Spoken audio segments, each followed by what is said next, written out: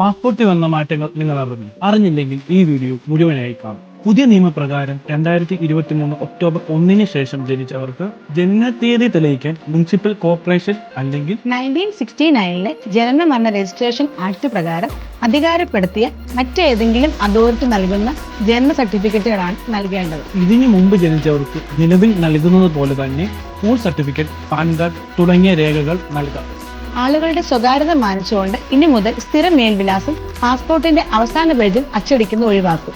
ഇതിനു പകരം പാസ്പോർട്ടിൽ ഒരു ബാർകോഡ് ഉണ്ടായിരിക്കും. ഇത് സ്കാൻ ചെയ്യുന്നതിലൂടെ ഇമിഗ്രേഷൻ ഉദ്യോഗസ്ഥർക്ക് ആളുകളുടെ വ്യക്തിഗത വിവരങ്ങൾ വീണ്ടെടുക്കാൻ സാധിക്കും. പാസ്പോർട്ടിന്റെ നിറങ്ങളിലും മാറ്റം കൊണ്ടുവന്നിട്ടുണ്ട്. ഇതനുസരിച്ച് സർക്കാർ ഉദ്യോഗസ്ഥർക്ക് വെള്ള പാസ്പോർട്ടുകളും നയതന്ത്രജ്ഞർക്ക് ചുവപ്പ് പാസ്പോർട്ടുകളുമായിരിക്കും നൽകുക. എന്നാൽ സാധാരണ പൗരന്മാർക്ക് നീല പാസ്പോർട്ടുകൾ നൽകുന്നത് തന്നെ തുടരും.